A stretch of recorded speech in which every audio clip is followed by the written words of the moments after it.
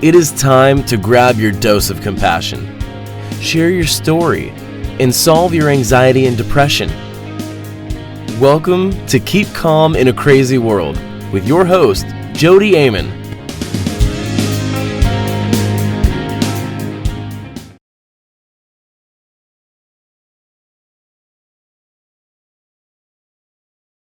Hey everyone, it's Jodi Amon here. Welcome to Keep Calm Radio.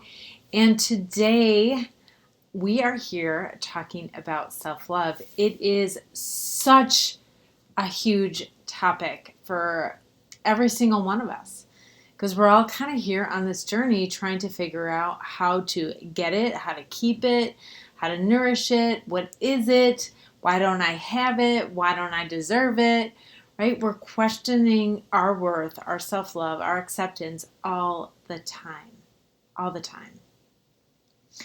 And so I wanted to talk about it tonight because I'm just constantly hearing people asking me and wondering. And this is what happens most often. So this is what happens most often. People are saying, this is how I feel and I don't know why. I don't know what's wrong with me.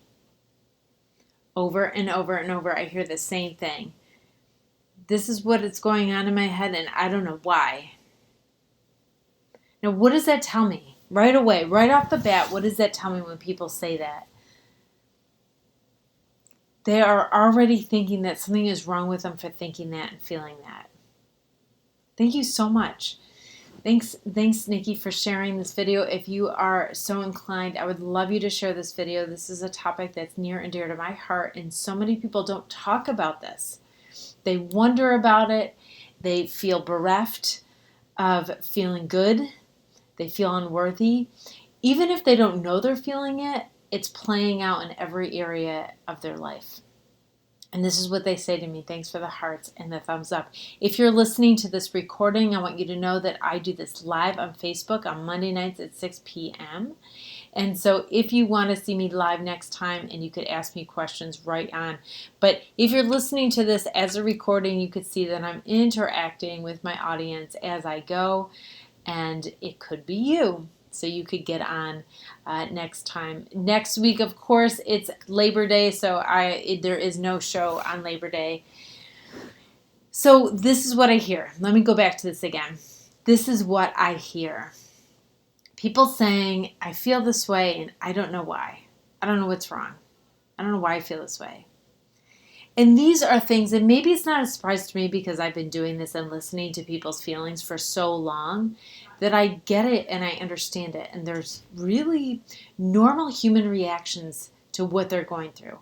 Absolutely. Nothing's weird about them. Nothing strange about them. Yes, they're uncomfortable. Yes, they don't feel great. But there's nothing wrong with the person that I'm seeing. But for them, what are they doing? And Helene is saying it right now. She's saying, I'm judging myself. Yes. When they feel something, immediately they say, what is wrong with me? You could hear that judgment in that question. They're not saying, okay, let's see what's going on and let's try to fix it. They're saying, what's wrong with me? I don't know why I feel this way. I don't know why I feel this way. And I know some of you have felt that way. Give me a thumbs up if you felt that way. If you felt, I don't know why I feel this way. I tell the story in my speaking that my mom lost her friend, a really close friend, and it was horribly, quick and shocking and tragic. And a week later, we were talking. She's like, I just can't get over this. I just can't get. A week! Thank you. A week later, she was like, I can't get over this. Who would get over such a huge loss like that in a week? And why do we judge ourselves? And you could see that's another person. You could have compassion for her because she's not you. And you could look at that and have total compassion for what you see is really a lot of expectations. And so I've been thinking lately because yes, there's so much stressful stuff going on. And I know sometimes I don't always talk about politics. I am following it extremely closely and cultivating a plan. And so I just don't want to put more negative out there and want to put positive out there. But that doesn't mean I'm ignoring it or not doing anything. I am, and very personal level, not on a public level. So, and there's a lot of stuff going on in my family and in my life, and so there's a lot of stress. And I keep kind of reflecting on why I'm happy in the midst of it all. How could I be happy in the midst of it all? And I think you can be. I don't think I'm different than any one of you. I really believe that. And I know all of you are like, oh yeah, you are. You're different than me. It's hard for me. And that belief is something that is, you have it because you want to be understood. You want someone to see how much you work and how hard you are working. And I do see that. So you don't need to hold on to that to show me how hard you're working. I see it. I know how hard you're working. You do not have to prove that you're different just so someone can see how hard you're working. I know you are. But I want you to let go of that belief that you're different, because that is the biggest obstacle in your way. Biggest obstacle in your way. You feel like if you let go of that obstacle that you're different, then people won't see you anymore and won't understand or won't care. And I wish they weren't connected in any way possible in your mind, because it's stopping you. And in a lot of ways, it's putting barriers between you and other people. So people are holding on to their sadness, because if they let it go, they think that people will be like, oh, she's fine now, I don't have to worry about her anymore. And they'd leave you and they'd abandon you. And that is our worst fear. And so a lot of times, not everyone, this is not a universal thing. I think this is a small part of our stuff. So I'm not criticizing you and saying, I know that you would get rid of this feeling if you can immediately. But I also know that there's some things you should be doing that you're not doing. All of us, me either. I know I should get up and take a walk first thing in the morning, because then I get it done. And I do get it done a lot of days, but I don't get it done every day because I don't get up and do it right away. Like, I know that's the best thing for my mental health. I know it's the best thing for me to get 8 hours of sleep or more. I know that's the best thing. I don't always do what's the best thing for me, and none of us do. And you could say I'm exhausted because I feel so bad. Yeah, and then you'll stay feeling bad. Anyway, so I'm getting off topic, because man, I'm so passionate about this, because I see people struggling all the time. And I see people with the same exact struggle but get better. And I can see the difference. If you defend your limitations, you keep them. And I know that's harsh to hear, and I say that with absolutely no judgment, with total, complete understanding. You could hear something like that and say, oh my gosh, she doesn't understand. And you could close yourself off from me. Or you could be like, maybe there's hope.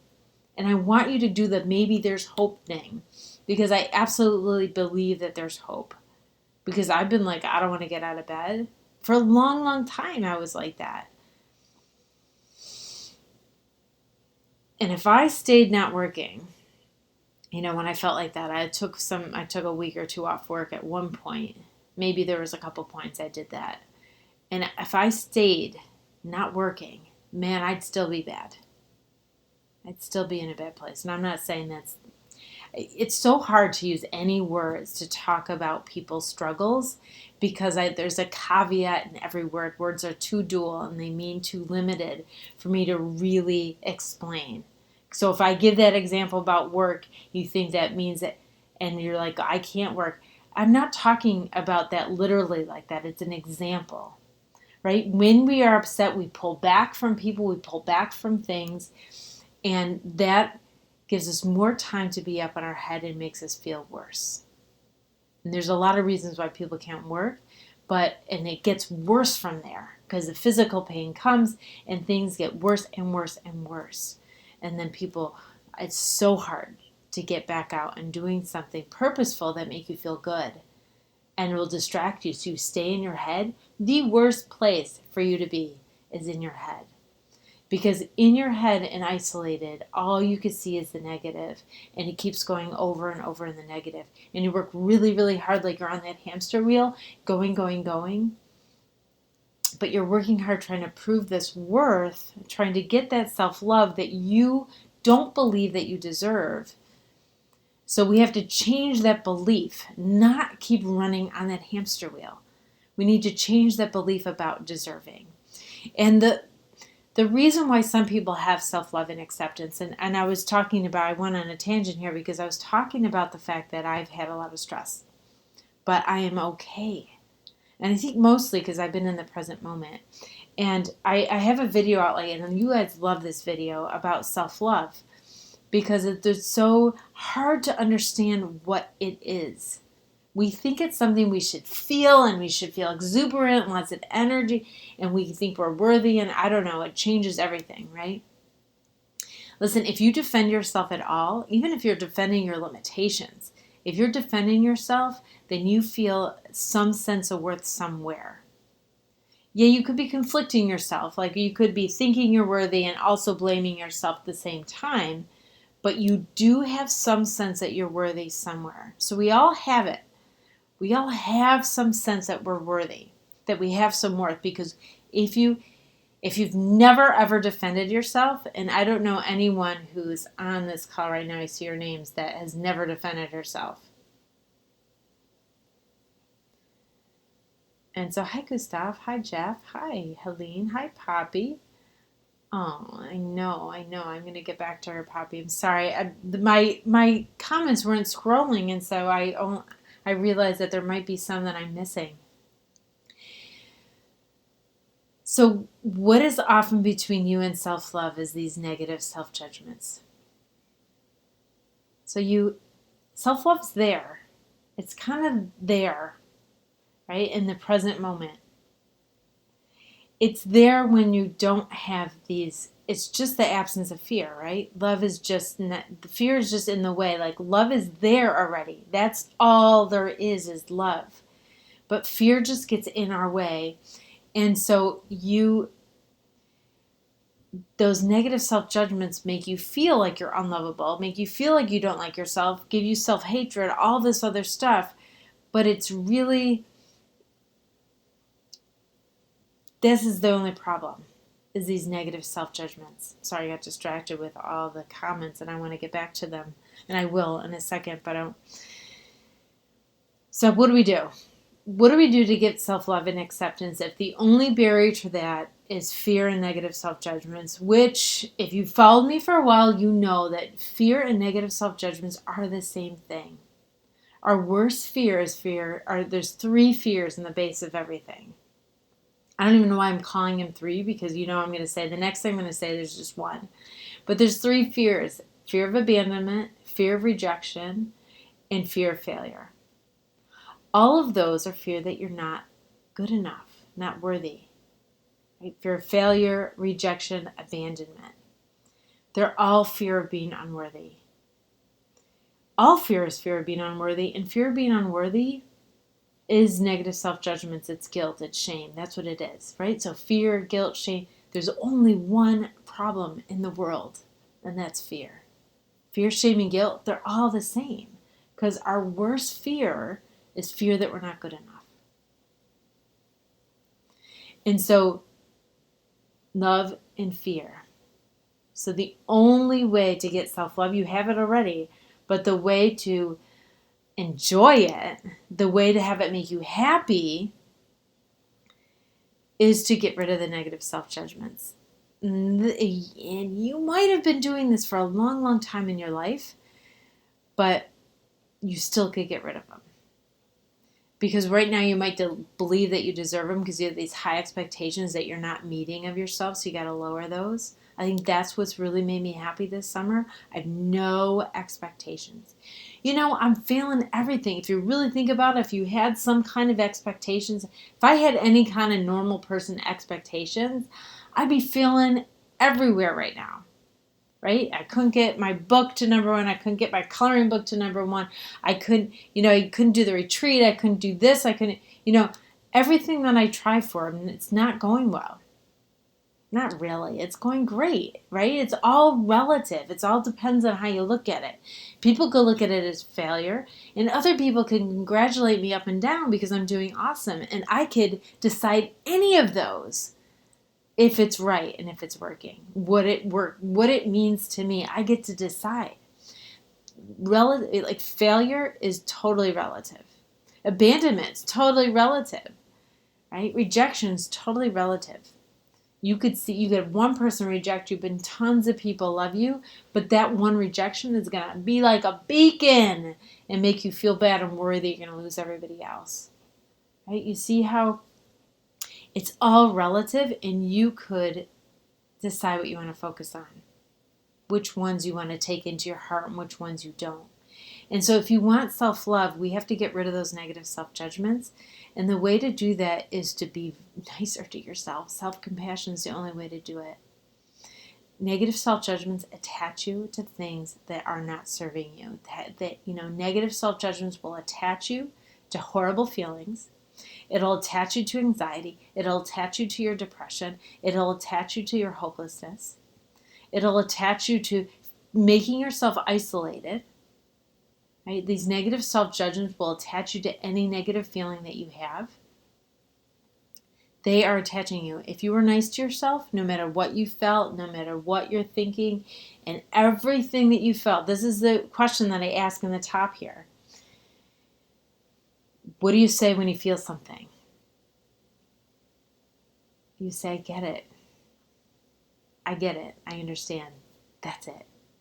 That's what I want you to say. No matter what you're feeling, no matter what you're doing, no matter what you see yourself and observing, you just say, I get it.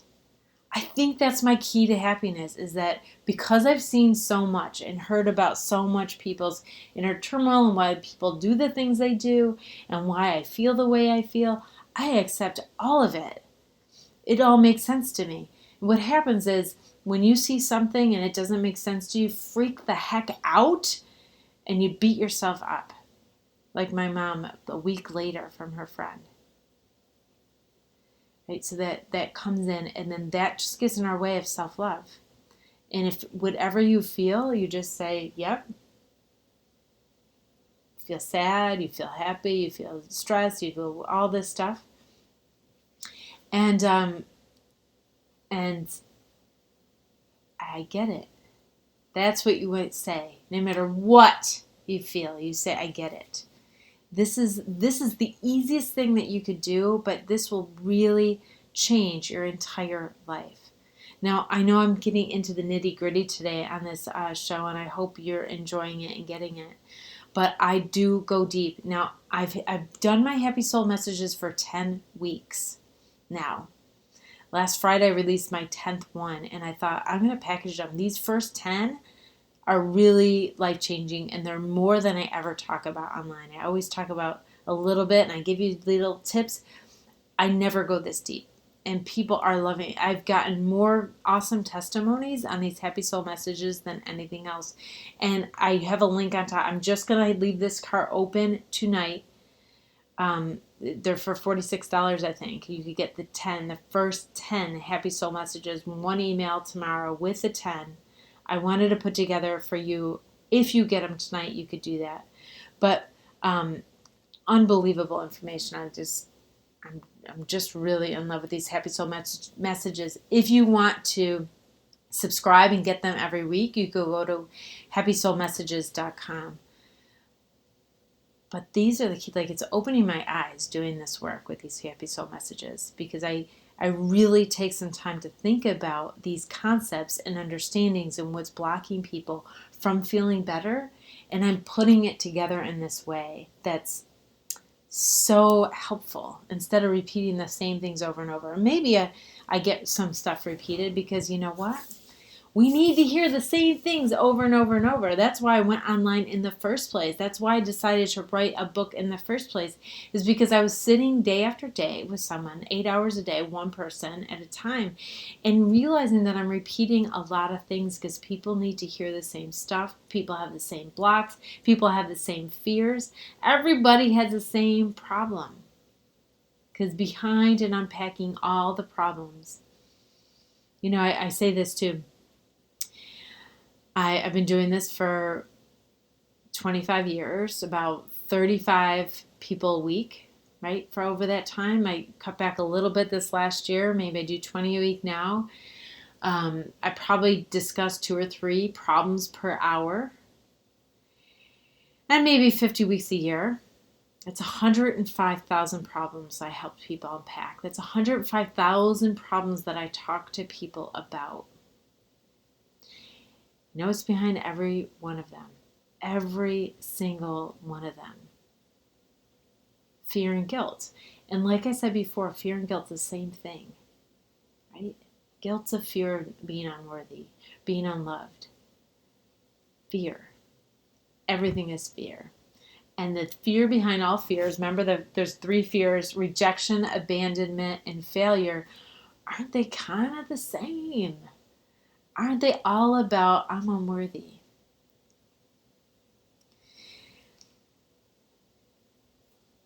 The answer is having compassion for yourself.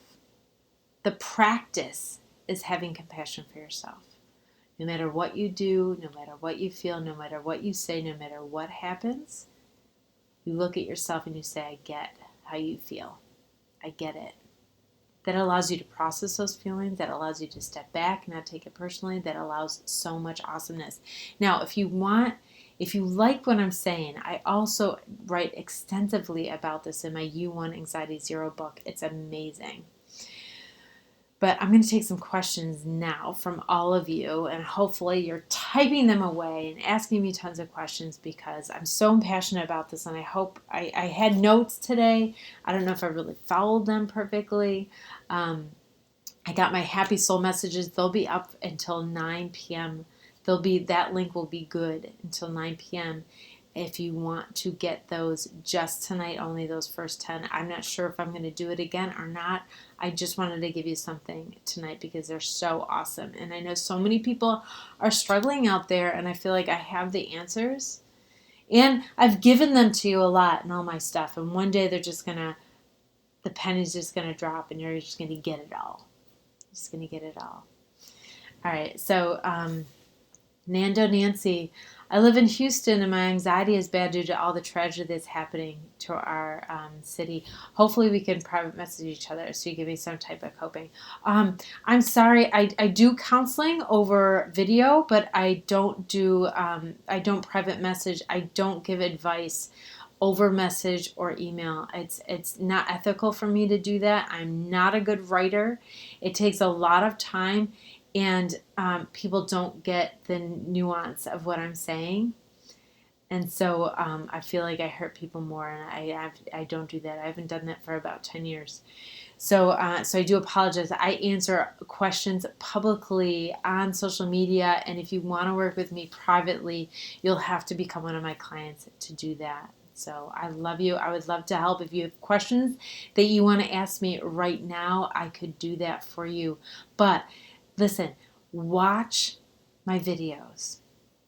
I give all of that, so many free videos, over 120 videos on YouTube there for you. All that advice is there. And my book, You Want Anxiety Zero, will give you all the coping skills that you need. I am here for you. I'm totally here for you, except for I don't do private messaging. All right.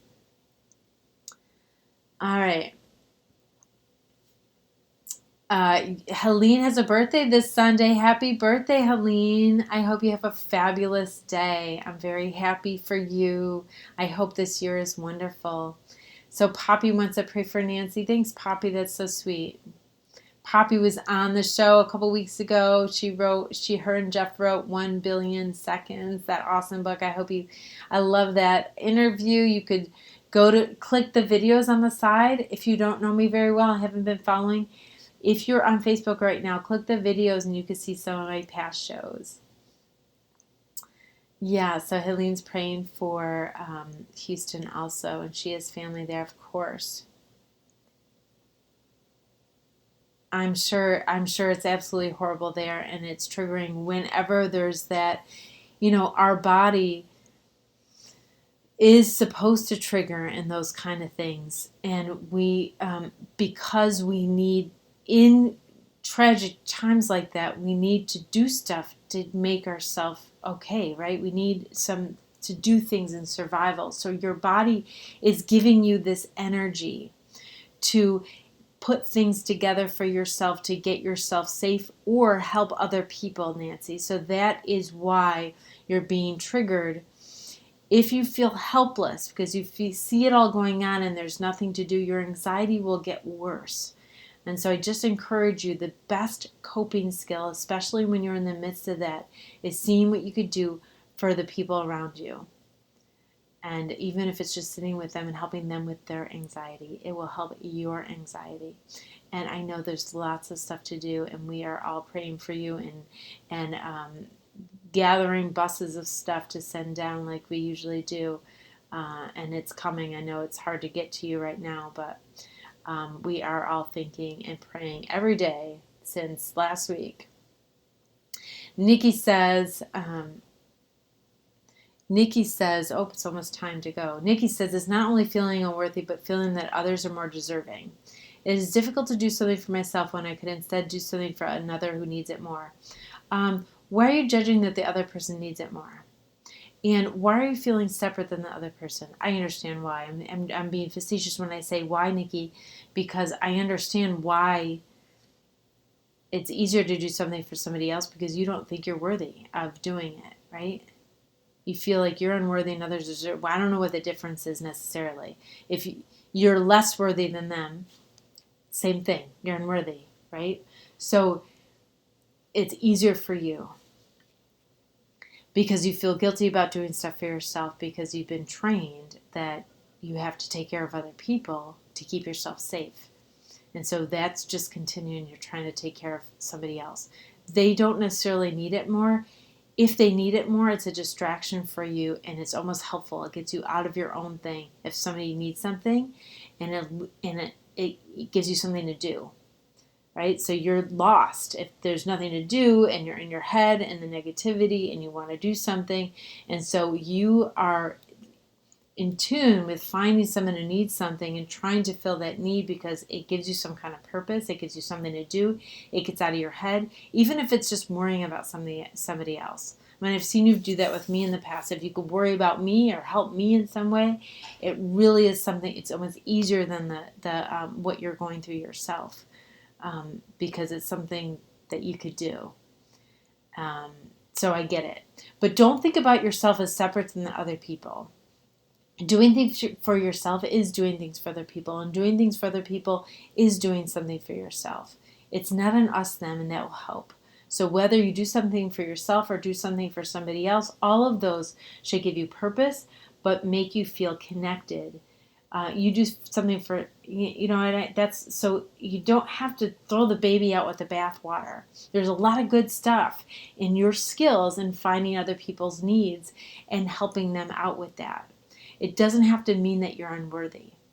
And so we could use the good parts of that and help cure, help soothe the negative parts that you feel. Okay, Brittany says, I've been meaning to get those. I'm loving your book and it's helping me so much. I've been meaning to get those. I'm not sure. Oh, Heavy Soul Messages. Oh, I'd love to have you. You could subscribe to the ones in the future. That's cheaper, or you could get these past 10.